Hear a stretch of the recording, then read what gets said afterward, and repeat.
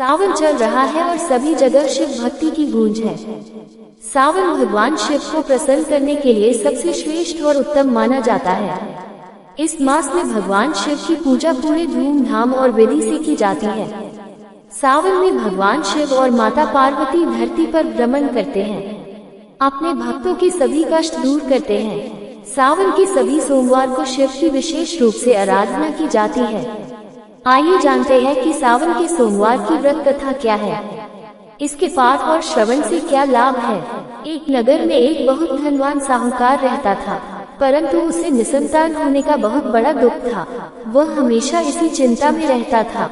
पुत्र प्राप्ति के लिए वह प्रत्येक सोमवार को शिवजी का व्रत और पूजन किया करता था, जिसकी भक्तिभाव को देखकर माता पार्वती ने शिवजी से कहा कि यह साहूकार आपका बहुत बड़ा भक्त है, ये बहुत लगन से आपका पूजन और व्रत करता है, आपको इसकी मनोकामना पूर्ण करनी चाहिए। शिवजी ने माता से कहा कि हे पार्वती, ये संसार कर्म क्षेत्र है, जो इस संसार में जैसा कर्म करते हैं वैसा ही फल भोगते हैं। परंतु माता पार्वती की जिद के सामने शिव जी को झुकना पड़ा।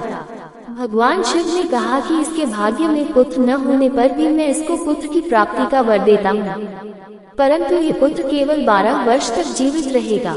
माता पार्वती और शिव की सभी बातें साहूकार सुन रहा था, जिस वजह से न उसे खुशी मिली और न दुख हुआ।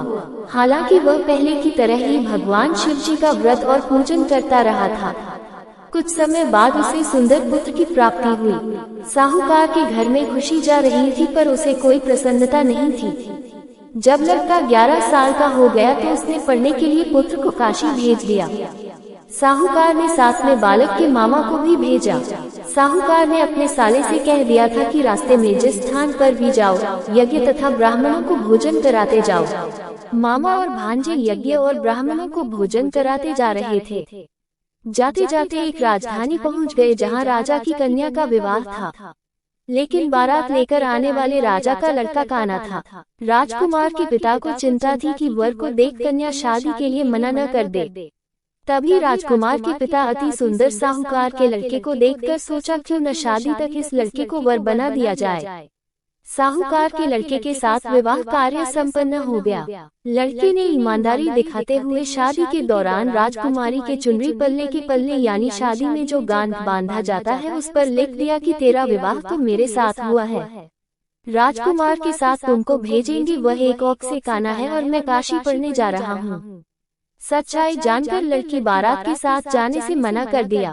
काशी पहुंचकर साहूकार के लड़के ने पढ़ाई शुरू कर दिया था। जब लड़के की आयु 12 साल की हो गई, 12वें साल के दिन लड़के ने मामा से कहा कि तबीयत सही नहीं लग रही है, फिर अंदर जाकर सो गया। सोने के बाद लड़के के प्राण निकल गए। जब मामा को पता चला तो वे जोर जोर से रोने लगे। संयोगवश उसी समय शिव और माता पार्वती उधर से जा रहे थे। रोने की आवाज सुनकर माता पार्वती का हृदय व्याकुल हो गया। उन्होंने कहा कि बालक जीवित करिए, वरना इसके माता पिता तड़प तड़प कर मर जाएंगे। माता पार्वती के आग्रह करने पर शिवजी ने उसको जीवन वरदान दिया, जिससे लड़का जीवित हो गया।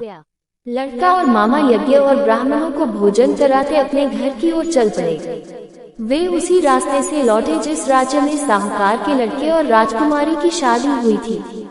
राजा ने लड़के को पहचान लिया और राजकुमारी के साथ उसकी विदाई कर दी। जब लड़का घर पहुंचा तो माता पिता घर की छत बैठे थे और यह प्रण कर रखा था कि अगर पुत्र नहीं लौटती तो वे अपने प्राण त्याग देता। सेठ ने आनंद के साथ उसका स्वागत किया और बड़ी प्रसन्नता के साथ रहने लगे। जो भी सोमवार के व्रत को करता है और इस कथा को पढ़ता या सुनता है, उसकी समस्त मनोकामनाएं पूर्ण होती हैं।